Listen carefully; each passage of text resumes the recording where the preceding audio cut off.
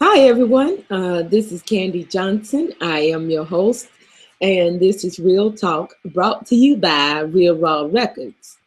Today's topic is what is a leader? All right. With many of our topics, we gear our broadcast to answering questions or dealing with certain issues that affect our everyday life. Just real talk about real shit going on and real things that we deal with every day in common everyday life. All right.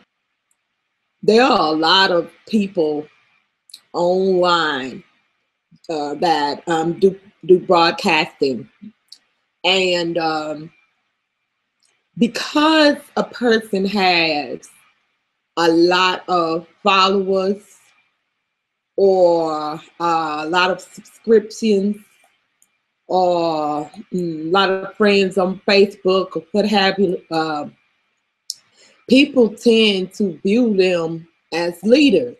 Okay. Now, I brought that up to point out a fact. Okay.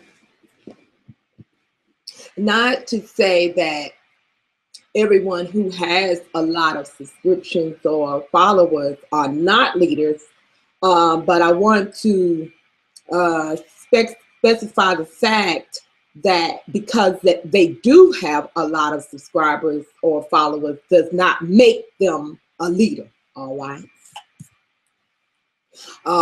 What it does make them is very creative.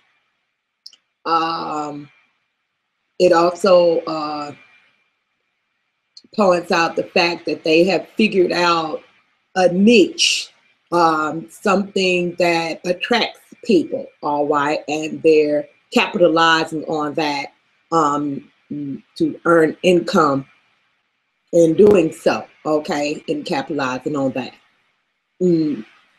And so that within itself does say that they do have um some entrepreneur uh, skills.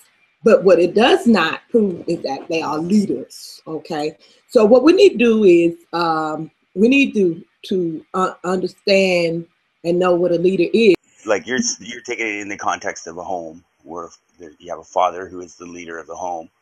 Now, and you talk a lot about his authority, but he's a leader by responsibility. It's a responsibility, and the authority, whatever authority he has, should be completely linked to what the responsibility he has. Yes. More authority than his responsibility requires for him to have. I mean, he's responsible for raising these children so that when they become adults, they can be leaders themselves, and Yes.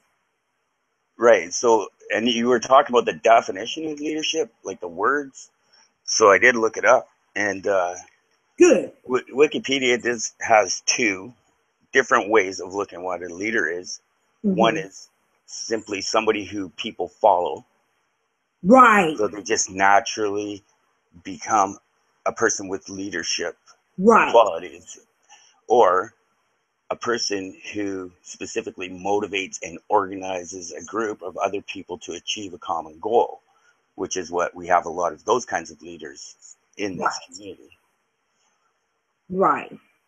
I myself, the first definition I can really relate to because I never wanted to per se be a leader. I always wanted to be more so a behind the scenes type of person. But people would always follow me. They would always do whatever. They were like, well, Candy's doing this, and look what Candy's doing. Candy did this. I'm going to do, or they wouldn't even verbalize it. But I would see them copying off of what they see me do, And, so I think in that sense, you have people that are born leaders. So, that we didn't make the decision and say, I want to boss somebody around one day, or we didn't idolize other people that per se were in leadership positions, because I didn't ever say, follow me, do what I'm doing, or anything like that. I always just, I was always very confident and driven, you know. And I guess for that reason, I'm not very sure why people follow me. All I know is that they do. Right. And how do I, you think a person who has these a natural charisma, or they're naturally leaders, how do you think they should approach having that gift? with humility and the utmost humility.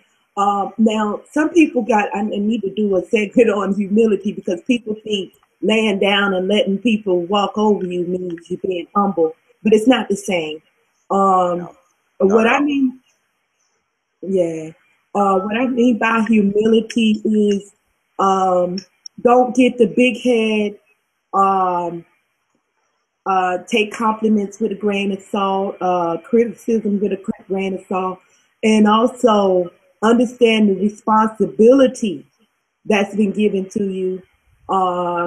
To, you know, that even with leadership now, there's some accountability that goes along with leadership. As I was saying about the father, yes, he has the authority, but then at the same time, now, if he's making decisions based on his ego, or just because he the boss, type of, you know, decision making, there's consequences to that. All right, there's consequences.